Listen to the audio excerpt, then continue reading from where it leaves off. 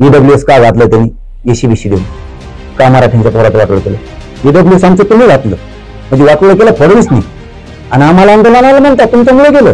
माझं ओबीसीचं रक्त आहे, माझं ओबीसीचं रक्त असं म्हणतंय. त्याचं एक तर रक्त कशाच याचाच मिळाला. हे शिंदे साहेबाला काम करू देत नव्हता, कारण आता तुझ्या हातात आहे. तू जर त्यांना आडवा पडत नव्हता म्हणल्यावर आता तर मला तू आहे कसं काय अंमलबजावणी होत नाही? याचा अर्थ त्यावेळेस फडणवीसच खोडा घालत होते आणि आता इतकेच घालतो. इतकी नीच वृत्ती असली पाहिजे. लाखो पोरांवरती विनाकारण केसेस केले, शिकते पोरं, त्यांना उद्या नोकऱ्याला लागायचं, काय करायचं, कशामुळे केसेस केले? अहो साधं जीसीपीओले आमचे, डीजेल आमचं, फुलं आमचे, त्यांचं गुन्हे दाखल. कोणतं आरक्षण मागतो आम्ही? आमचं हक्काचं 150 वर्षापूर्वीच तुम्हाला आता दिलं रे. 90ला मोठं आयुष्यभर मुंबई पुण्याला आम्ही कंपन्यातच नोकर म्हणूनच काम करायचं. तर निवडून येईपर्यंत त्यांना मराठी लागतात, आणि एकदा निवडून आलं की मात्र मराठ्यांच्या विरोधात पूर्ण काम करायचं, ही त्यांची रणनीती. आणि ही मराठ्यांनी आता ओळखली, पण त्यांनाही मराठी म्हणते. जे बसवतात ना ते आनंद सुद्धा लय दिवस व्यक्त नाही करू देत. नसता यांना तार गुडघे टेकले होते, हे खूप हातगाय झालेले होते. शेवटी मराठ्यांनी त्यांना सत्तेवर बसवलं, पण ते विसरले. आता 19ला कळेल त्यांना. मी आता यावेळेस जास्त बोलणार नाही, तुम्हाला 29ला दिसणार आता काय काय होतं. सरकार होतं त्यावेळेस तुम्हाला त्या पद्धतीने रिस्पॉन्स मिळत होता, तसं आता मिळत नाही, असं काही फरक जाणवतो? मी नाव घेतलं ते विषय काढला म्हणून सांगतो. मला इतक्या लवकर सांगायचं पण नव्हतं. त्यावेळेस काय झालं, ज्यावेळेस हैदराबादचं गॅजेटियर सातारा संस्थांचा बॉम्बे गव्हर्नमेंटचं लागू करायचं, सगळे सेवेची अंमलबजावणी करायची, आणि मराठा आणि कुणबी एक त्याचा GR काढायचा, कायदा पारित करायचा. त्यासाठी गिरीश महाजन त्यावेळेस म्हणले होते की कुठलाही कायदा पारित करायचा असला किंवा तुमच्या म्हणण्याप्रमाणे मराठा आणि कुणबी एक हे करायचं असलं, आधार लागतो. आता त्यांच्याकडे 58 लाख नोंदीचा अहवाल समितीने दिलाय, म्हणजेच आता ते कायदा पारित करू शकतात. त्यावेळेस मी सगळ्या स्वराची अंमलबजावणी आणि माझा समाज मागायचे सारखे, ज्या मागण्यात आत्महत्या त्या संदर्भात. तर त्यावेळेस फडणवीस साहेब एकनाथ शिंदे साहेबांना काम करू देत नव्हते. हे ज्यावेळेस आम्ही म्हणलो, खूप दिवस 1.5 वर्षाची आठवण पुन्हा तुम्ही जिवंत केली. त्यावेळेस देवेंद्र फडणवीस साहेबांनी एका मोठ्या चॅनलच्या व्यासपीठावर सांगितलं होतं, मी त्यांना अडवत नाही, कुठलंच काम करायला मी शिंदे साहेबाला अडवत नाही, मी कधी अडवा येत नाही. त्यांना विचार, मी जर अडवा येत असलो त्यांना विचार. आता कोणता माणूस सांगा, त्यांना विचारलं तुम्हाला फडणवीस अडवा येतो का? कोणचा सांगत? कोणीच नाही सांगणार. कसं सांगाल? पण आता त्याची परिस्थिती आम्हाला त्यावेळेस वाटायचं नसेल येत अडवा, पण आता वाटायले. आज 7 महिने उलटून गेले सत्ता येऊन. हे शिंदे साहेबाला काम करू देत नव्हता, कारण आता तुझ्या हातात तू जर त्यांना अडवा पडत नव्हता म्हणल्यावर आता तर मला तू ये. साधं सोपं आहे आता एकदम गणित. ठीक आहे, आम्ही त्यावेळेस पटून बी घेतलं असेल की शिंदे साहेबच देत नाहीत बुवा, आम्ही म्हणत होतो तू देऊ देत नाही, ते म्हणायचं मी अडवा पडत नाही, विचारा त्यांना. आता तर ठीक आहे, आता तर तुम्हीच आहे. आता कसं काय मागण्या 7 महिने झाले तर मंजूर आहे ना आमच्या, कसं काय अंमलबजावणी होत नाही? याचा अर्थ त्यावेळेस फडणवीसच खोडा घालत होते आणि आता इतकेच घालतंय. भाजप नेहमी सांगतोय त्यांचं DNA विशेष आहे. अनेक नेते म्हणतात मराठा समाजाच्या मागण्या न्याय देऊ शकतील कधी? काय व्हायला लागलंय साहेब बरं का, फडणवीस तसं म्हणून त्यांचा खास जो मराठा वर्ग पक्षाचा तो लांब घालायला लागला. माझं ओबीसीचं रक्त आहे, माझं ओबीसीचं रक्त असं म्हणता येते. त्याचं एक तर रक्त कशाचं याचाच मिळाला नाही. घडीत म्हणतो मला हिंदूचं रक्त आहे, घडीत म्हणतो ओबीसीचं आहे, उद्या कशाचं आहे म्हणते कोणाला माहिती. ही वेगळेपणा लोकांच्या लक्षात यायला लागला. हे खरं आहे. आमचा काय फडणवीस शत्रू नाही, पण ते आमच्या लेकरांचं वाटोळं करायला लागलेत म्हणून ना विलाजाने आम्हाला त्यांच्या विरोधात जावं लागतं. त्यांनी दिलं तर आम्हाला विरोधात जायची गरज काय? काहीच गरज नाही. तो माणूस इतका द्वेष आहे ना मराठ्याचा, एवढा मोठा मराठ्याचा ताकदवर वर्ग त्यांच्या पाठीमागे होता. हे असलं भंकस बोलू आईचं रक्त आहे, मातेचं रक्त करून अख्खा मराठा लांब घातला, आणि त्याचे परिणाम त्यांच्या पक्षातल्या आमदाराला उमेदवाराला भोगायची वेळ आली. हे सत्य आहे, कोणीही नाकारू शकत नाही. पक्षासाठी सत्तेसाठी माणूस नाही म्हणत असतो, पण अंधारातून त्याच्या पक्षाचे आमदार, खासदार, मंत्री 95% मला बोलत येत काय लफडून काय फजिती चालली. मग 95% थोडी थिडक्या नाही. आणि हे पटत नसतंय, परंतु यांच्या असल्या वागण्यामुळं मराठा समाज यांच्यापासून दूर जायला लागला का, तर फक्त यांच्यात ठासून मराठ्यांचा द्वेष भरलाय. त्यांना एकमेट आणायला मी खंबीर आहे, कारण माझ्या समाजाला माहिती मला काही लागत नाही. कधी काळी मन होती ती, एखादा माणूस असा उठल की त्याला कशाचीच गरज नसून तो फक्त समाजालाच देणार असे, तसं आपल्याला कशाचीच गरज नाही, समाजालाच देणार आहे. वेळेप्रसंगी गोळ्या घ्यायची तयारी आहे, मारलं तर मरायची तयारी आहे, कशाची पण तयारी, पण हटायची तयारी नाही. फक्त फडणवीसांनी द्वेषपूर्ण वागणं बंद केलं पाहिजे. द्वेष म्हणजे किती बघा ना ते, अरे आमच्या लिकीबाई सुद्धा सोडल्या नाही त्यांनी, इतकं मारलं, इतका हल्ला केला, गोळ्या घातल्या, इतका द्वेषानं भरलेला, महिलांवरती इतका प्रचंड मोठा हल्ला केला. आजही मात्र आंतरवाडीतल्या महिलांना उठता येत नाही. आत्ताही आमच्या लाखो पोरावर केसेस केल्या. किती लबाड माणूस असावा, त्याच्या पक्षातले मराठी काही गेले नाहीत, त्यांना सुद्धा अक्कल आहेत. नाविलाजाने बोलता येत नसतं एखाद्या वेळेस, परंतु त्यांना सुद्धा अक्कल आहे. त्यांच्या लेकराला आरक्षण लागतंय. लाखो पोरावर केसेस केल्या. ज्या मराठ्यांच्या पोरांनी आरक्षणासाठी आत्महत्या केली त्यांच्या आई बहिणीचं कंपाळाचं कुंकू पुसलं गेलंय. त्याचे सुद्धा पैसे रोखायचे, नोकरी रोखायचं काम देवेंद्र फडणवीसने केलं. किती नीच विचाराचा माणूस असू शकतो एखादा राज्यातला. काय चूक आहे सांगा भाजपमधल्या मराठी, मला मी काय बोलतो चूक आहे, कसा रोखले मग?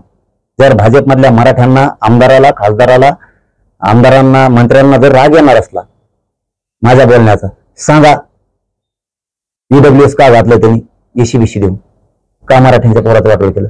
उलट थपवता माझ्यावर तुम्ही, म्हणजे एसीबीसी तुम्ही दिलं, ईडब्ल्यूएस आमचं तुम्ही घातलं, म्हणजे वाटोळ केलं फडणवीसनी, आणि आम्हाला आंदोलनाला म्हणता तुमच्यामुळे गेलं. इतकी नीच वृत्ती असली पाहिजे. लाखो पोरांवरती विनाकारण केसेस केले, शिकते पोरं, त्यांना उद्या नोकऱ्याला लागायचं, काय करायचं, कशामुळे केसेस केले? माता मावल्यांना का मारलं? मारलं नाही का? भाजपमधल्या मराठ्यांची आई बहीण असती तर त्यांना राग नसता आला का? ही कुणाची आहे? तुमच्यासाठी लढत होती अंतरावलीतली माता माऊली. किती कृत्य केले त्यांनी. अहो साधं जीसीपी वाले आमचे, डीजेल आमचं, फुलं आमचे, त्यांच्यावर गुन्हे दाखल. तिथे डीजे वाजायला आले पोरं, पैसे आमचे, डीजे दिलेले, तुला काय माहिती त्याचं? तुम्ही त्यांच्यावरती गुन्हे, बलिदान गेलेले कुटुंबात लेकरांना काय केलं? आईच्या कुशीत जाऊन छोटे छोटे लेकरं वक्साबोक्ष रडायला लागले. देवेंद्र फडणवीस लेकरं म्हणतात त्याला बापाकडे जायचं आईला. कोणाला राग येतोय? मी बोलल्याला कोणाला वाईट वाटतं, कोणाला चुकीचं वाटतंय?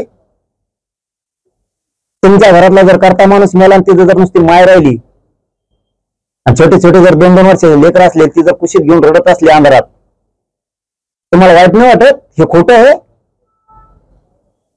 काही काही लेकर म्हणतात बाप कुठे, बापाला भेटायला जायचं, आम्हाला काय सांगायचं त्या आईने देवेंद्र फडणवीस. आरक्षण दिलं असतं त्यांच्या आत्महत्या झाल्या नसत्या. काय चूक आहे याच्यातलं? आमच्या हक्काचं आरक्षण नव्हतं, चूक आहे. खरंच आमच्या नोंदी सापडल्यात 58 लाख, तरी तुम्ही आम्हाला म्हणता तुम्ही ते आरक्षण मागू नका, म्हणजे आमचा हक्क पण मागायचा नाही. गॅजेट आमचा हक्काचा नाही, म्हणजे तुम्ही नागपूर करार करता, नागपूर महाराष्ट्रात घेताना, आणि मराठवाडा तुमच्यात आला. 8 अखंड महाराष्ट्र व्हावा म्हणून आम्ही चूक केली. वा, म्हणजे आमच्या हैदराबादचं गॅजेट लागू करायचं नाही. 17 संस्थांचं आहे. ज्या राजर्षी शाहू महाराजांनी आरक्षण दिलं त्या 17 संस्थांच्या गॅजेटमध्ये आमच्या नोंद आहे, तुम्ही ते देत नाहीत. आमच्या लेकराला करायचं तुम्हाला. बॉम्बे गव्हर्नमेंटचं गॅजेट, त्याच्यात आमच्या नोंदी आहेत. मुंबई पासूनचा सगळा प्रांत, विदर्भापर्यंत सगळं आरक्षणात बसतोय, ते द्यायचं नाही तुम्हाला. कोणतं आरक्षण मागतोय आम्ही? आमचं हक्काचं 150 वर्षापूर्वीच. तुम्हाला आता दिलं रे 90ला, 89-90ला, ते बी बोगस मंडळ कमिशन न द्या. आमच्या हक्काचं असून तुम्ही आम्हाला विरोध करणार? काय चूक याच्यात? कोणत्या भाजपच्या मराठ्याला वाटतं त्याची लेखबाळ मोठी होणे? शिवसेना, राष्ट्रवादी काँग्रेसच्या कोणत्या मराठ्याला वाटतं लेखबाळ मोठी होणे? कोणत्या आमदार मंत्र्याला वाटतं माझी लेखबाळ मोठी होणे? कोण आहे असा? कोण व्यावसायिक आहे राज्यात की त्याला वाटतं माझी लेखबाळ मोठी होणे? कोण असा व्यावसायिक आहे की त्याला वाटत नाही माझं होऊ नये? बिल्डरची, कॉन्ट्रॅक्टरची, त्याला वाटत नाही माझ्या मुली मोठं व्हावं? पोलिसाला वाटत नाही त्याची लेख, त्याचं पोरग मोठं व्हावं? डॉक्टरला वाटत नाही, वकिलाला वाटत नाही, शिक्षकांना वाटत नाही, आमच्या हमाली करणाऱ्या लोकांना वाटत नाही, हॉटेल टाकते छोट्या छोट्या टप्प्यात त्यांना वाटत नाही आमची लेखबाळ मोठी व्हावी? वाटत नाही. शेतकरी मराठीला वाटत नाही मोठं आयुष्यभर मुंबई पुण्याला मी कंपन्यातच नोकर म्हणूनच काम करायचं, त्याचं लेख बाळ अधिकारी नाही बनायला पाहिजे आयुष्यभर? त्यांनी स्वप्नच नाही बघायचे का? त्यांनी कंपनीत 2-3 हजारावरच काम करायचं आयुष्यभर. काय चूक आहे? तुम्ही कुंकू पुसल्याचा उल्लेख केलाय, तर म्हणजे अनेक महिलांचे कुंकू पुसले गेले. मात्र जे काही सिंदूरची कारवाई झाली त्या कारवाईनंतर आता भाजप देशभरामध्ये सिंदूर वाटपाचा घरोघरी जाऊन उपक्रम राबवतो. त्याच्यात आणि याच्यात लय फरक. पंतप्रधानात आणि याच्यात लय फरक. ती त्या सिंदूरचा बदला घेणारा माणूस आणि ह्या सिंदूर ज्यांचा पुसलाय त्यांना फासावर लाटकायच्या मागे. इतकं गचळ लागलं हे महाराष्ट्राला. मी सांगितलं ना, हे जर खोटं असेल तर देवेंद्र फडणवीस एकदा आत्महत्या केलेल्या मराठा आरक्षणासाठीच्या माणसाच्या घरी जाव. फक्त वेदना बघावतील. दुसऱ्या दिवशी सकाळी पैशाने नोकरी देईन तो. दुसऱ्या दिवशी सकाळी. कारण घरात कोणी नाही. काही असं झालं की एकुलतं एक पोरग त्याने आत्महत्या केली. नुसत्या म्हातारा मथरी घरी आले. तुझ्या वाट्याला ते आल्या किती वाईट वाटल. समजा तुझ्या वाट्याला तो पाहुणे तो ऐश्वर्य असतील, बुडबुड गाड्या आहेत ना, तू येते ते बोलतेत कवा मावा. त्यांच्या घरात असं झालं मग काय वाटत. आज एखाद्या ठिकाणी फक्त एकटी माऊली करता नवरा होता, त्याने मराठा आरक्षणाची आत्महत्या केली. एवढे 2-2 वर्षाचे लेकर कुशीत घेऊन रडते रात्रंदिवस. चारी बाजून अंधार झालाय. कोण नाही मदतीला येत. कोणाला मदत मागायची. लेकर घरी ठेवून कामाला जाता येणार. कामाला जावं तर लेकराला सांभाळायला कोणी नाही. हे वाईट दिवस देवेंद्र फडणवीस आणलेत आमच्या. मी पुरा बदला घेणार याचा. जातो आणि मराठाचा आहे. जर का आरक्षण 29च्या आत दिलं नाही, सामना तो अनमा आहे. चलो, धन्यवाद. देवेंद्र फडणवीस यांच्या मनात मराठा समाजाविषयी द्वेष आहे. मराठा समाजातही फडणवीस यांच्याविषयी राग आहे. एका काळात भाजपा या शिंदेची शिवसेना, दादांची राष्ट्रवादी काँग्रेस त्याचा फटका बसला नाही मराठा समाज रागाचा रोषाचा. यांनी ती एक दोघांशी शान व्हायला पाहिजे. तेव्हा मग हा प्रश्न नाही, पण सांगणं काम आहे रडत बसण्यापेक्षा. नंतर अजित दादांनी बी आणि शिंदे साहेबांनी या असा नमुना आहे. याला जशी गरज लागेल तसा वापर करतोय. आधी एकनाथ खडसेचा केला, नंतर सुधीर मुनगंटीवारचा केला. आता असे नंबर लावतोय ते उलटा खोपडीच आहे. आता शिंदे साहेबाचा वापर करून घेतला, आपली सत्ता आणून घेतली, त्याचं भागलं, त्याला लाल देवा एकदा मिळाला. आता अजित दादा आणला सापडू. अजित दादाचं असं तुमचं खडदीस वाजीन, त्याचं टंबळ वाजीन.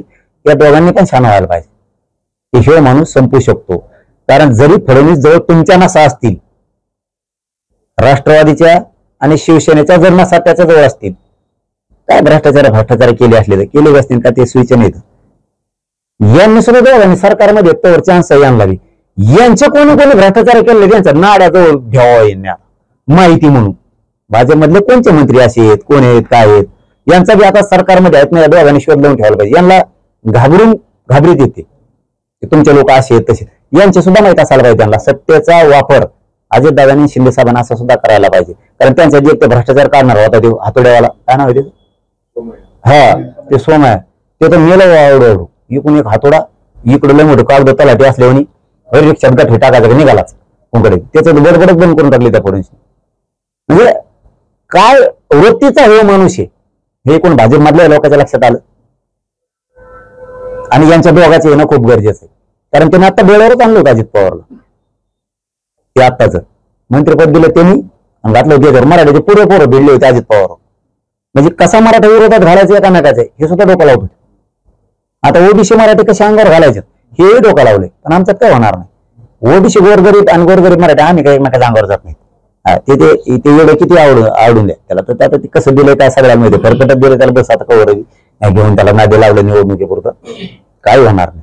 पण मी ज्या समाजावरती आमचा अन्याय झालाय ते पुरे बदले घेणार. आरक्षण घेतल्याशिवाय सोडणार नाही. किती ताकद वापरायची तेवढी वापर. आणि 29ला आमची ताकद काय फक्त बघा.